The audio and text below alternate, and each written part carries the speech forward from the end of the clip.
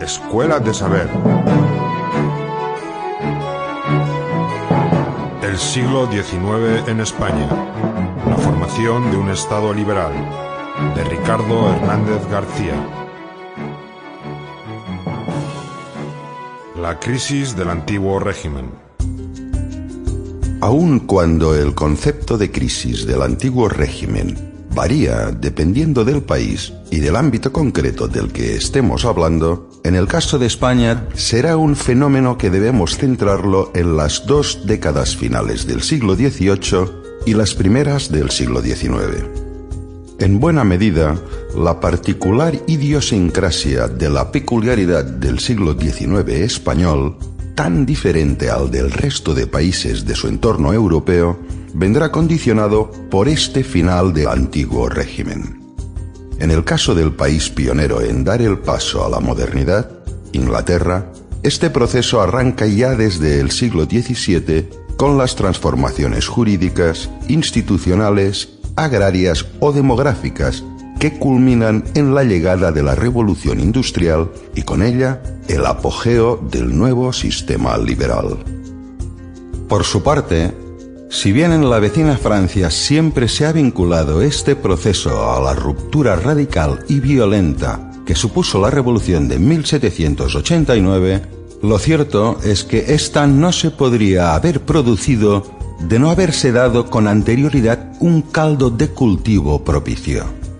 Sin lugar a dudas, este contexto renovador existía ya en Francia a lo largo de todo el siglo XVIII.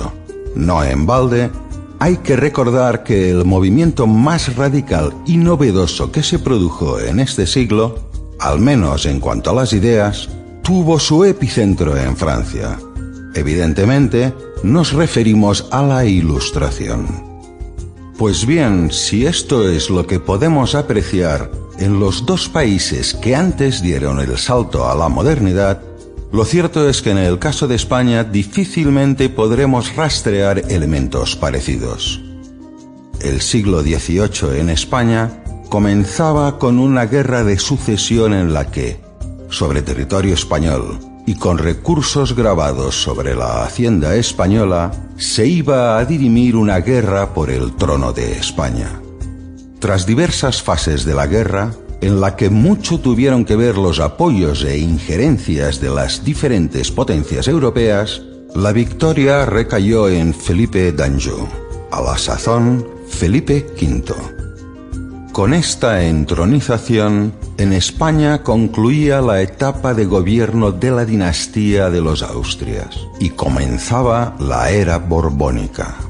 La fecha en la que este cambio se plasma de manera oficial es 1713, con la firma del Tratado de Utrecht.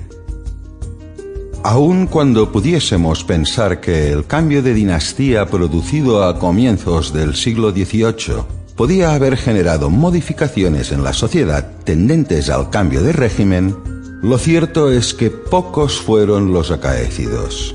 De hecho, tal vez el principal cambio fue el de dotar de un nuevo espíritu a la administración española, confiriéndola un carácter mucho más centralista, copiado obviamente del modelo centralista francés.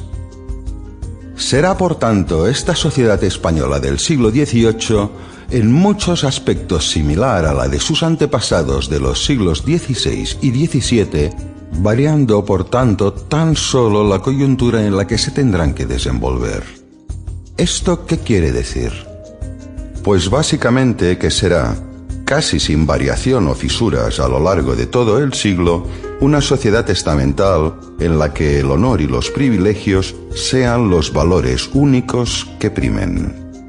Esto que en la actualidad nos puede parecer algo simbólico, es decir, una especie de fachada institucional que no tenía gran trascendencia real en la sociedad, era la esencia de la sociedad, la política, la religión o la economía. Todo estaba mediatizado por este carácter estamental, porque, a fin de cuentas, el tema no es que haya nobles o no. Lo verdaderamente importante es que esos nobles lo son porque otros, la inmensa... Sample complete. Ready to continue?